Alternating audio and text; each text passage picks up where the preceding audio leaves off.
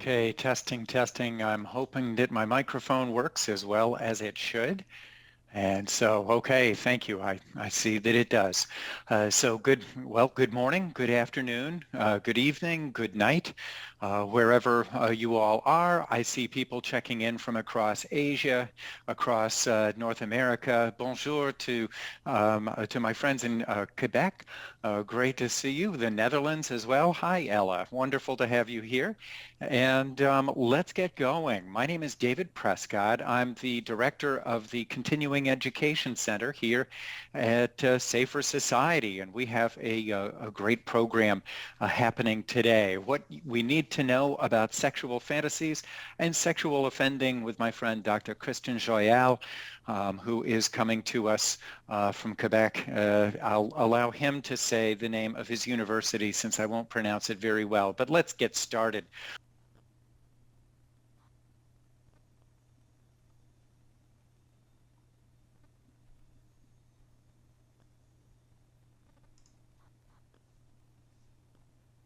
And I think here he comes now.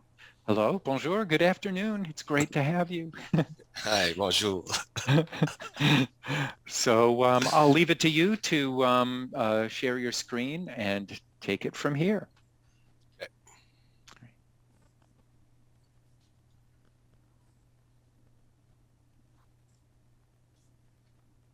So can you see the screen, Dave? Yes, looks great. Okay, good. So thank you to everybody to be here. I saw people from New Zealand and Japan. I know it's pretty late for you. Thanks for being here. My name is Christian Joyal, or Christian Joyal, or Dr. Joy, as you prefer. And we will talk today about sexual fantasies, not only in forensic settings or medical legal context, but also among general populations. And the main question will be what are the aspects important to assess when we want to know whether or not someone will act out or not his or her sexual fantasy. So I am a neuropsychologist, so you will see the neuropsychology color in my work, and I'm a professor in the Department of Psychology at University of Quebec at Trois-Rivières, which is a Midtown University at the heart of the province of Quebec in Canada. And I also work at what was called the Philippe Pinel Institute in Montreal, which is now a National Institute of Forensic Psychiatry for Canada.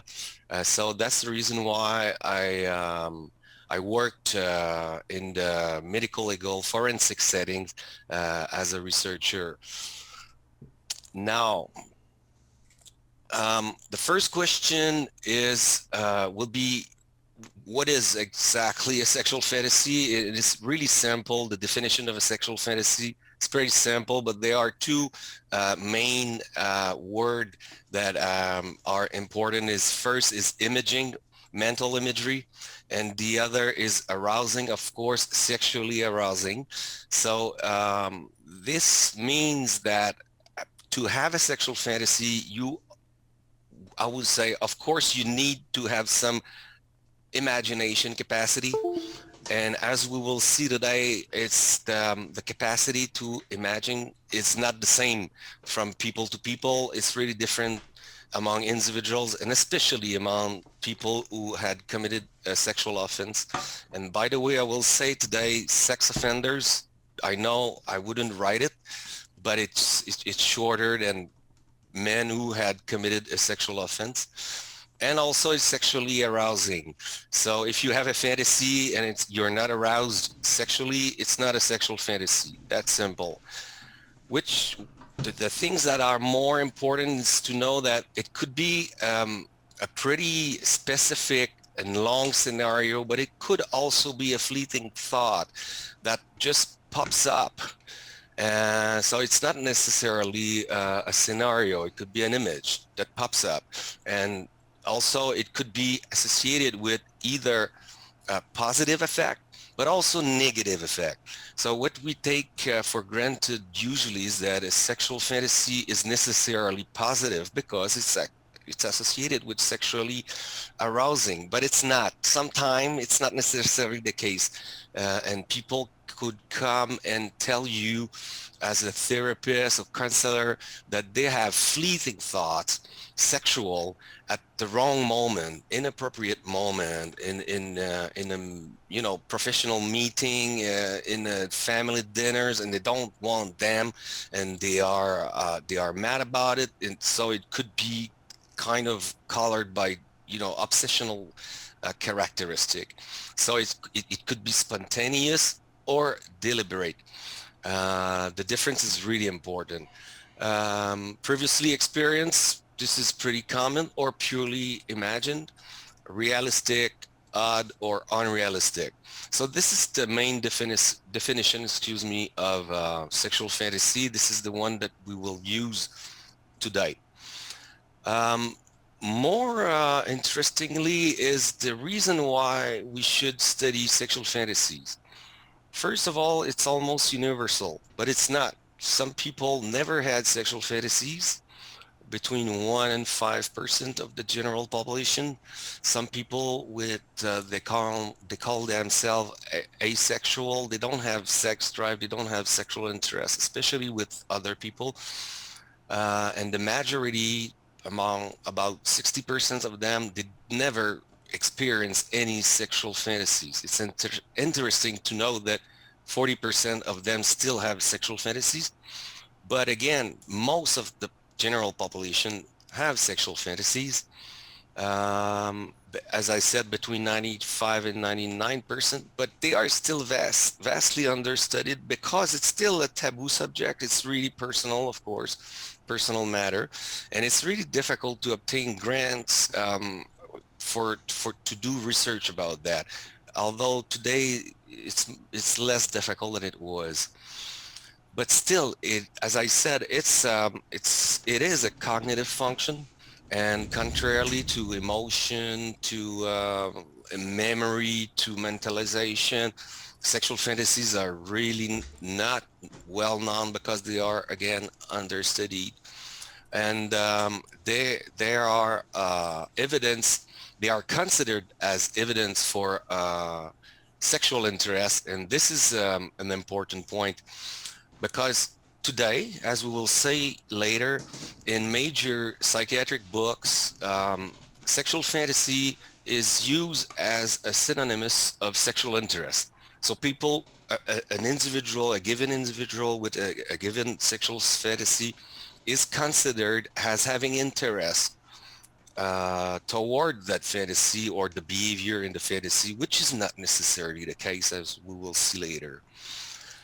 And again, some people are distressed by their sexual fantasies, uh, maybe because of religion's belief. I see a lot of feminist women with coercive fantasies. They are truly distressed about their fantasies because it goes against their values, and they, as we will see briefly, they should not be distressed, and they should make the clear difference between real life and fantasies, and what could turn them on. It has nothing to do with their values and attitudes in real life.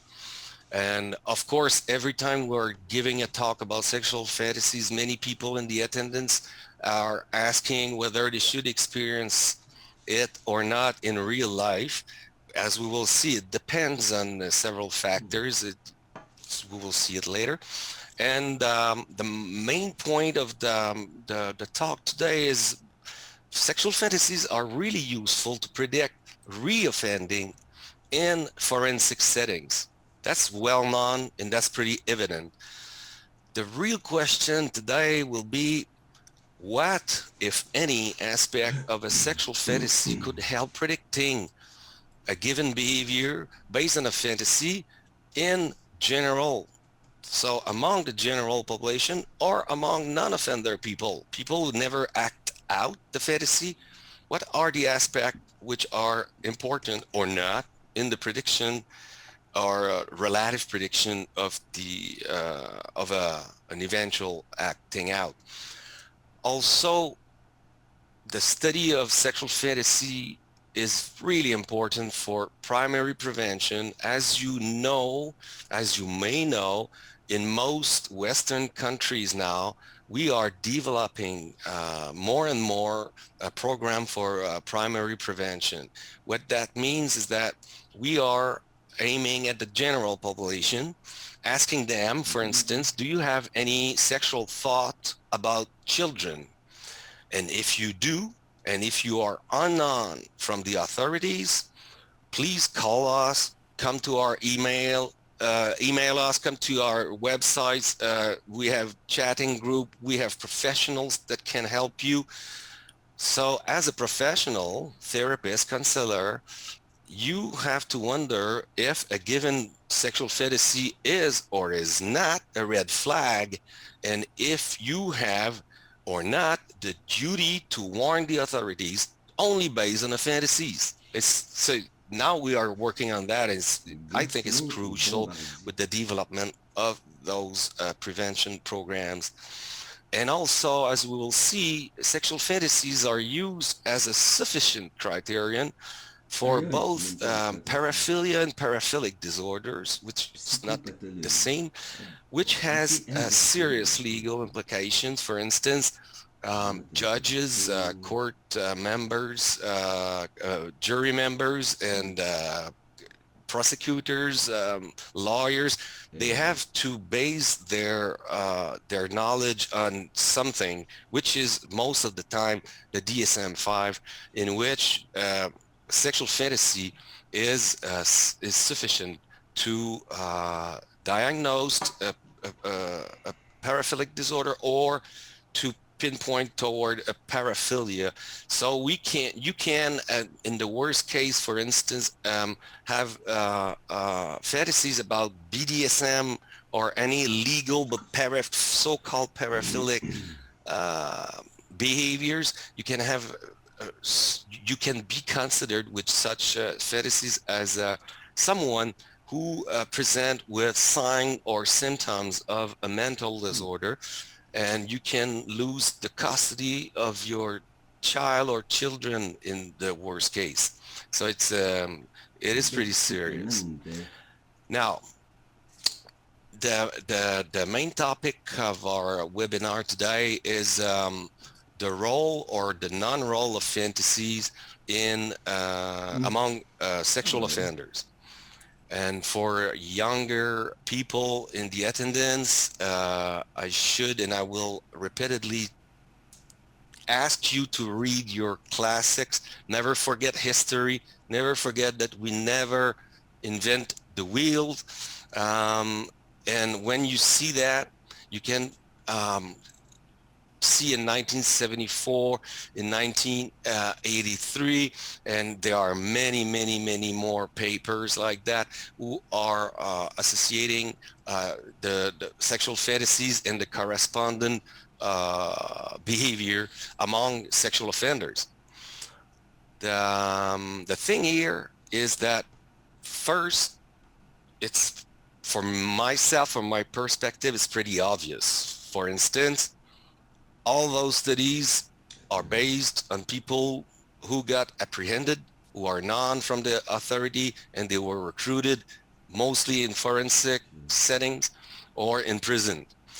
So they already have done something criminal, sexually criminal, and most of them were reoffenders. So if you ask someone, a man from the general population, heterosexual, who likes women, if you ask him about his sexual fantasies, most of them will include adult women.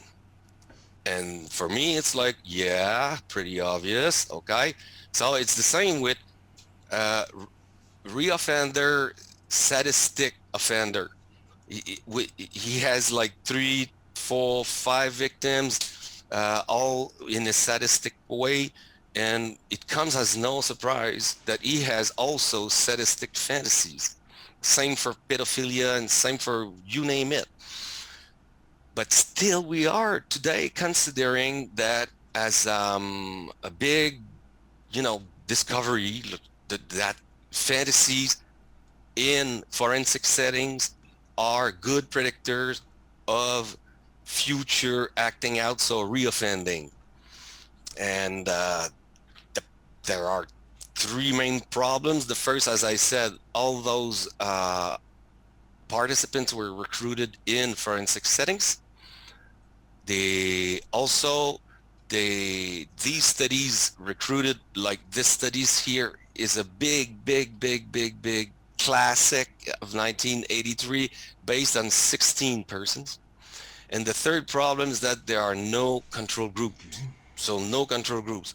So the question that you can ask yourself is, okay, sadistic people have sadistic fantasies, but how about people from the general population? Do they also have sadistic fantasies? And if yes, what is the difference between the guy who act out and the one who didn't?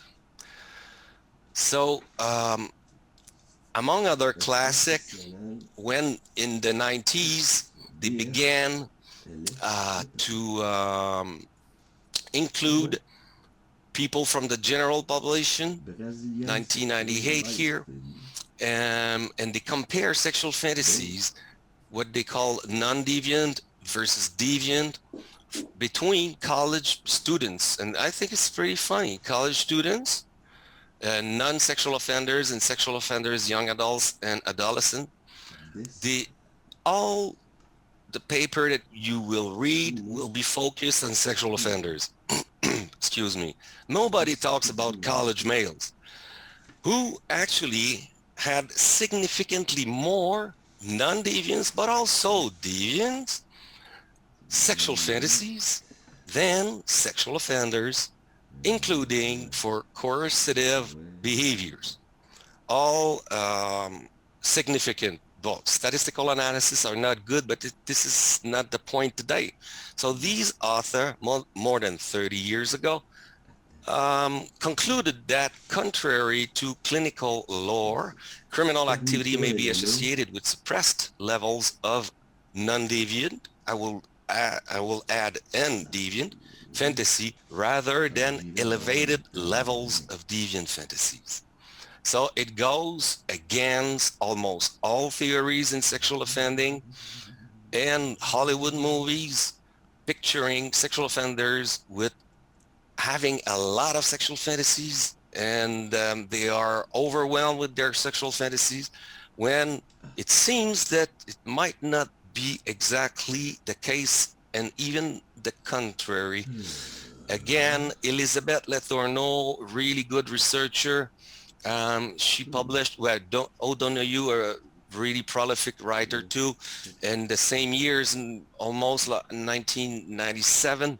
Again, everybody talks about offenders for the development of a scale about paraphilic sexual fantasy, but nobody talks about the students who had actually significantly more sexual fantasies than offenders, including those related to bondage, and with no difference for sadism, masochism, rape, but difference for child thematic.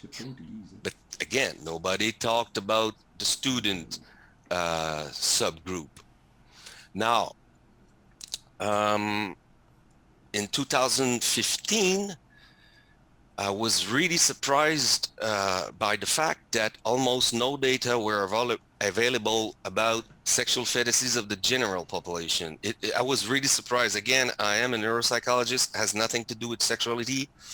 And I came at Pinel, and they were using sexual fantasies as risk factor for reoffending, which is a good thing because it's really well established. But they had, again, nothing among the general population. So what is exactly an unusual sexual fantasy? That question was related to the DSM-5. We will see the definition later. And apparently, we were the first to recruit a significant amount of adults, both men and women, from the general population and asking them about 55 different sexual fantasies to realize that only 2 of those were found to be rare and 9 were found to be unusual.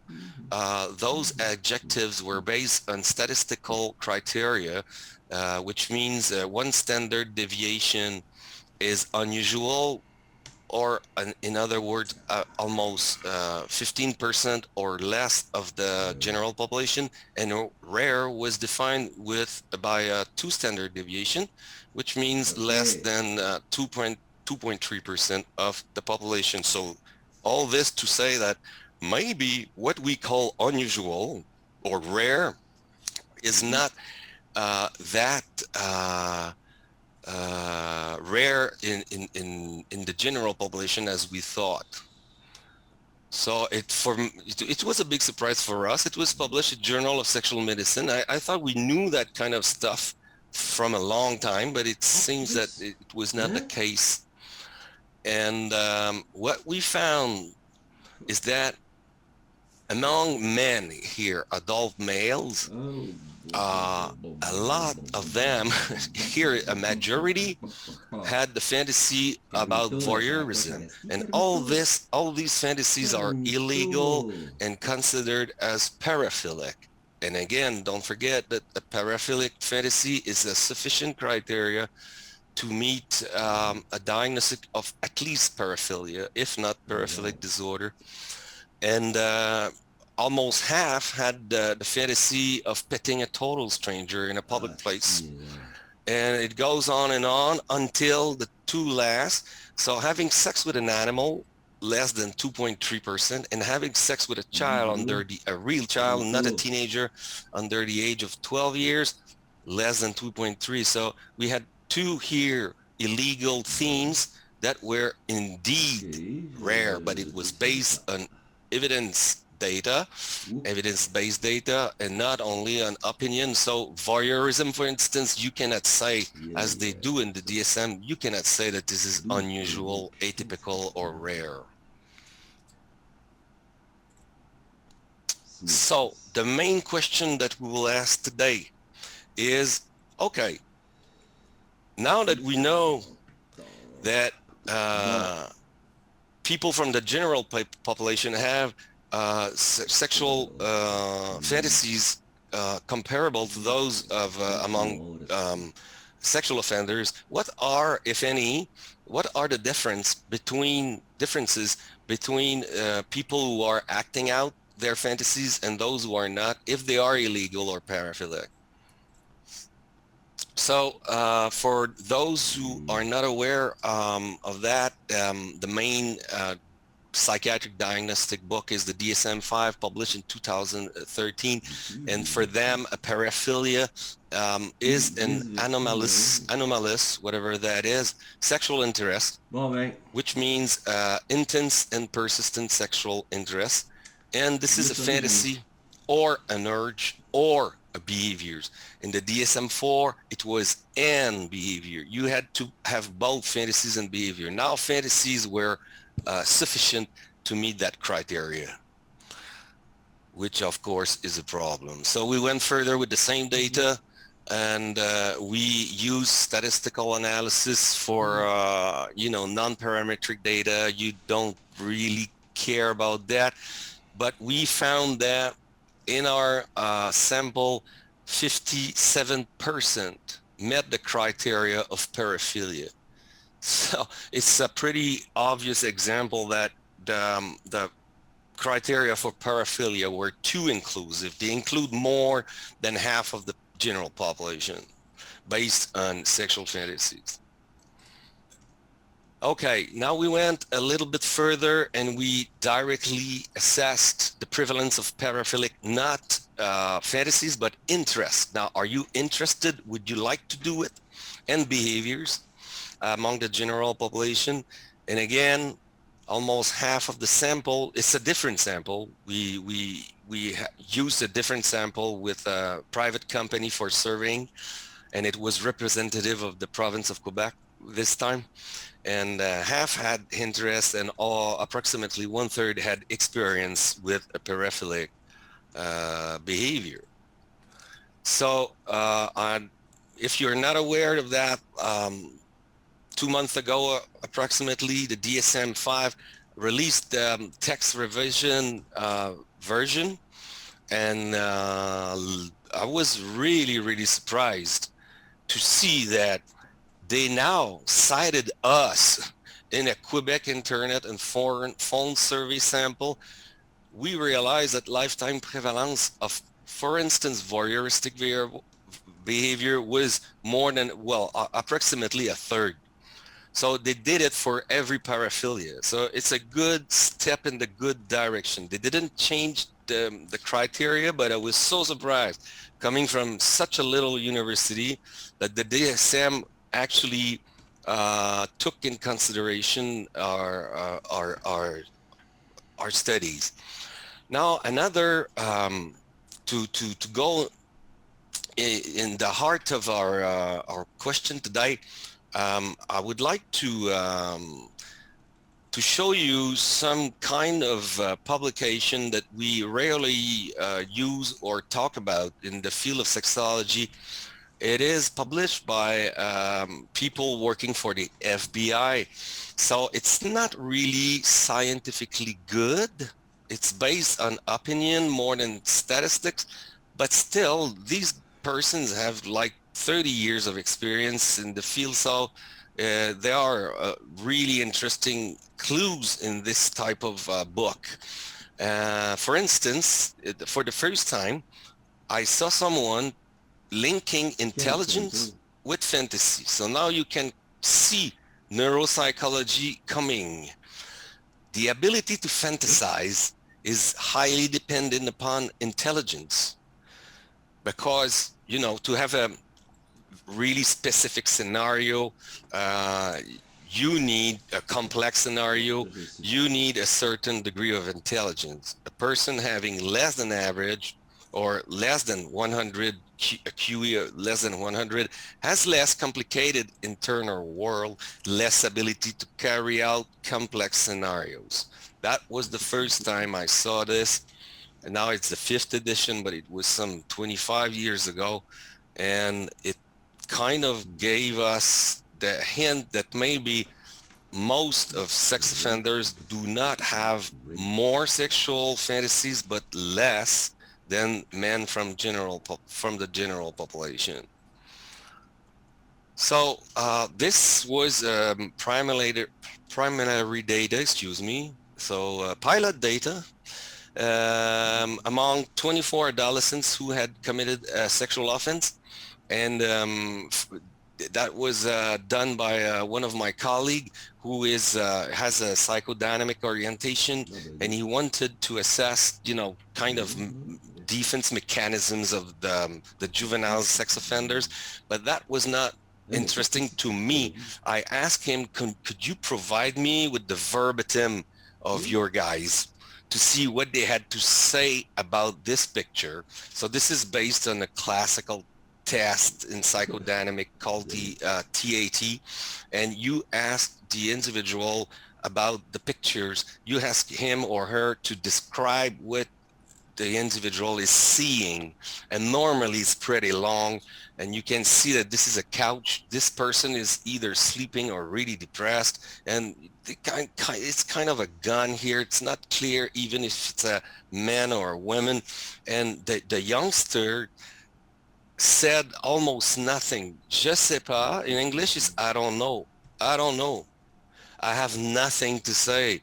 I don't know. So it was a wake-up call for us. It was, yo, dude, can you imagine something at all? So at Pinel, our clinicians began to ask juveniles, sex offenders, to describe an imaginary apple. Has nothing to do with sex. And they have a hard time describing an apple. It's really interesting. So we asked them, now we have, it's an ongoing study. We have 70 adolescents at Filipinel Institute. We asked them about their favorite sexual fantasies. All of them were, you know, they were seen in an outpatient clinic for sexual offense. And some of them said, I don't know, I don't have any fantasies, but most of them described their fantasies.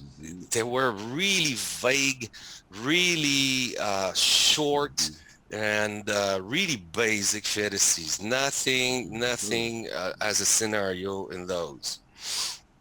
So one of our colleagues from England, Ross Bartels, was one of the first in 2020 to talk about the importance of vividness and imagery capacity, imaging capacities. He was working with people from the general population. So those guys are not sexual offenders, and they never offended. And his theory was that, or his hypothesis was that these guys will have more vivid and more higher number of imagery and fantasies than others. But it was not about offenders.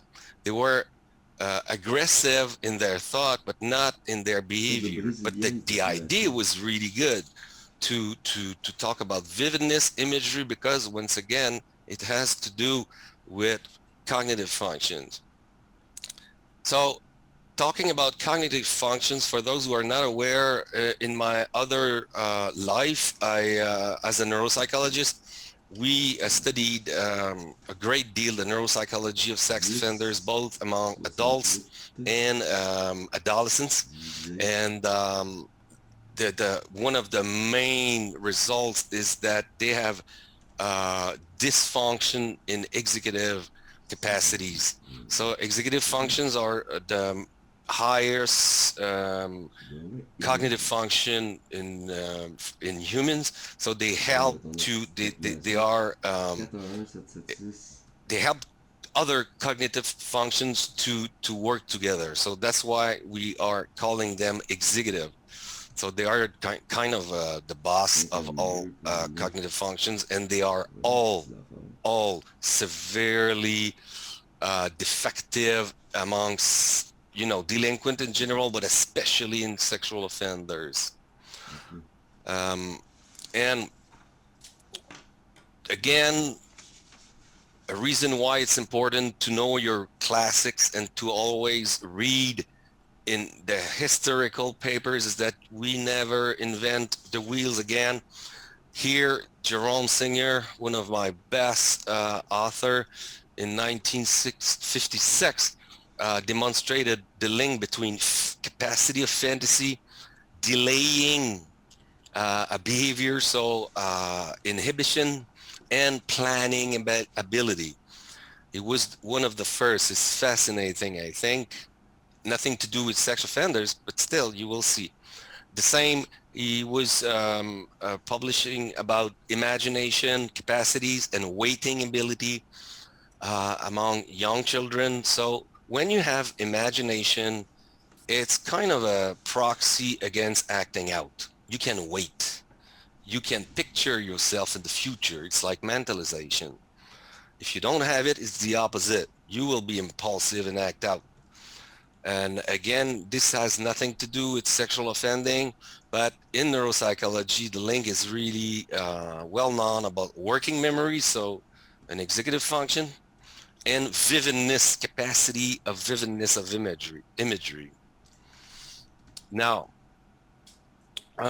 based on all this, the group of Michael Cito and colleagues, fellow Canadians in Ontario, they had the really great idea, but that was last year, by the way, it came out last year, to measure the concordance between paraphilic interests. Those are not fantasies. It's important. It's interest.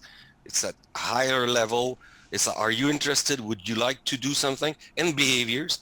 And as expected, of course, the link is statistically significant, meaning that if you have BDSM fantasies, for instance, chances are good that you will also have BDSM experience in real life. But very interestingly, that link was about was true for about 50% of the time or individual. That means that in 50% of the time, when you have an interest, you don't have the corresponding behaviors. And that link was moderated by several factors like sexual orientation, sex drive, and also the type of paraphilic interest that you have. So it was strongest for masochism and sadism, both legal, and weakest for pedophilia and frotteurism, both illegal. So that now we are talking about business. Now we are beginning to see which, if any, aspect of a sexual fantasy is important to assess, to have to come out with some odds of acting out in the future. So Cito and colleagues cited us, one of our studies, saying that Joyal and Carpentier, they didn't look at the concordance in their study, and they were totally right. So what we did, we said to ourselves, well, let's do it. Let's do it. So we did both. That came out 3 months ago or so. Both concordance and discordance between, again, paraphilic interest and behavior. And what we saw is that paraphilic interests predict the corresponding behaviors. Statistically, it was significant, and it was expected, although the rate was approximately 50% again. So either you see, wow, it's high, 50%, or as I did, it's pretty low. It means that 50% of the case, when you have a given sexual fantasy, you will not act it out. So today I had only 30 minutes to talk to you, so it was pretty fast, but I have like 2 take-home messages for you. First take-home message: fantasy-related risk factors to assess.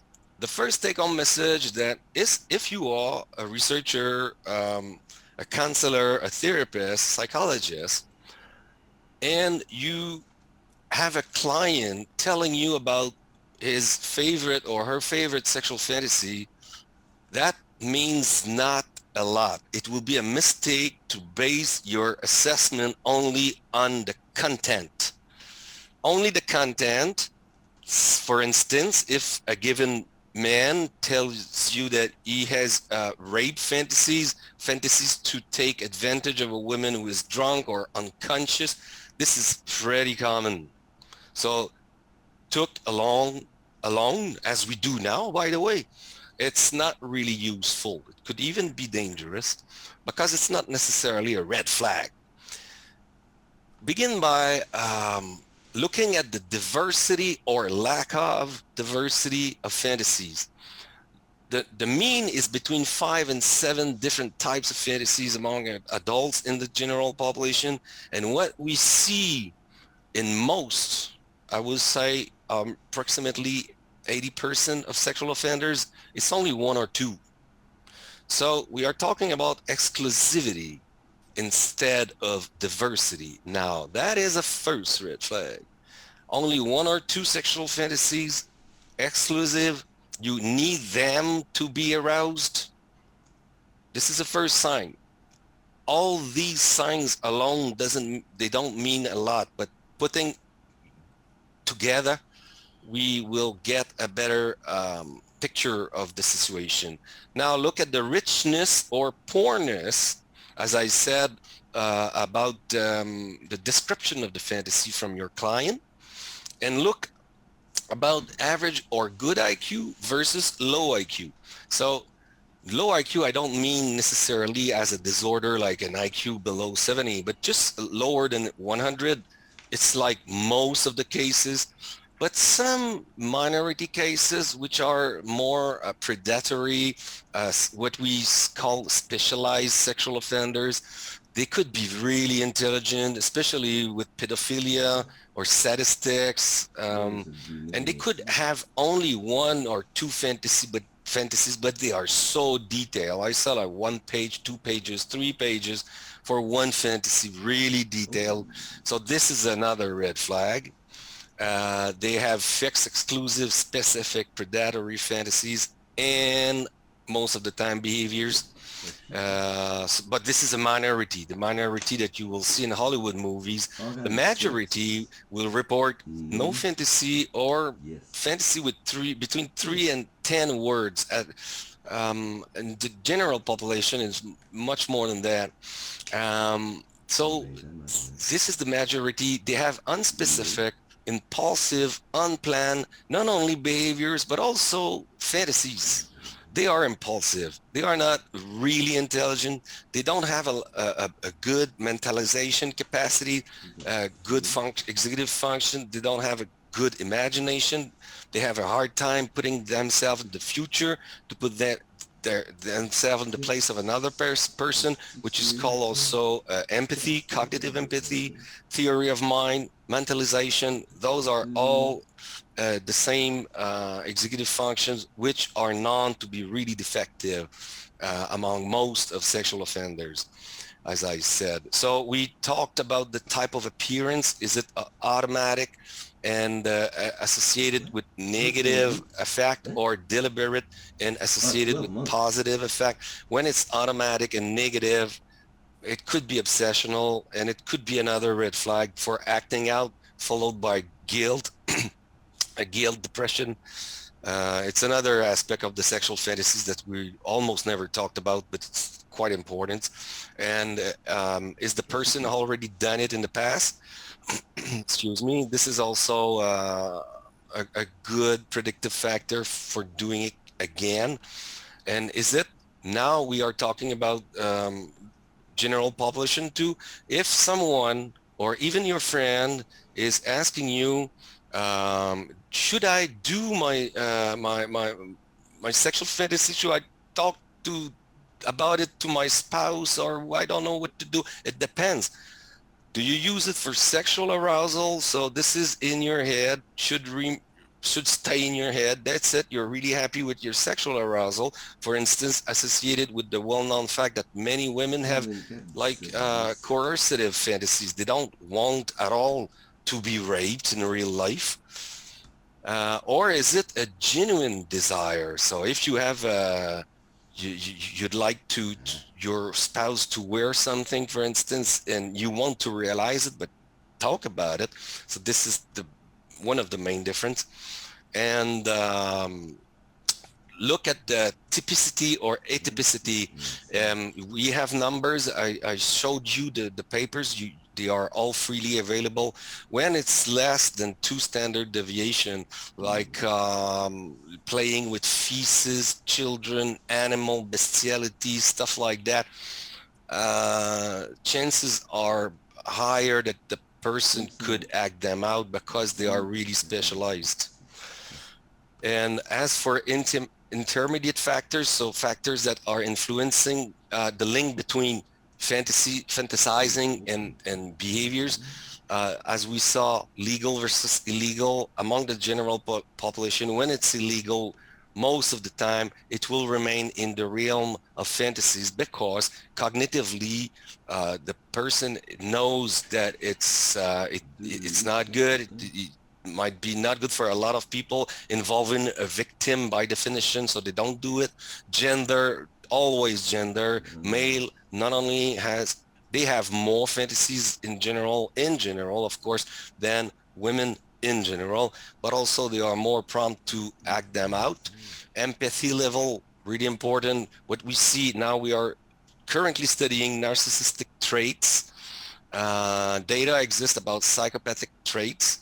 So the more you are narcissistic, the greater are the odds that you will act this out. Same thing for cognitive distortions. Of course, also sexual drive is really important, and sexual orientation. People who are not strictly heterosexual, especially male, tend more to act their fantasy out. And the last slide is about the second take-home message. It's just to let you know, to make you realize that in academically and today in studies of sexual offenders, we are studying intelligence or neuropsychological deficits in the executive functions, or lack of perspective, poor theory of mind, impulsivity, or a low empathy level, when in fact our hypothesis is this is all based on the same underlying mental process, and it leads to acting out. So this is linked with poor imaginary world, excuse me, and of course less and fewer sexual fantasy, less elaborated. Again, for I would say 80% of the cases, your minority will, on the contrary, have higher intelligence, and they will be able to have highly elaborated sexual fantasies. So not only do you have with you the slides, but also all papers that I cited today are listed here in your slides. And at the end, the very last slide, you have my email address. If you have any questions that you couldn't ask today, do not hesitate to email me. And if you are not working in a university and are looking for have access to our papers, they are available on ResearchGate at this address. Thank you very much. That is it for me. Fantastic. Thank you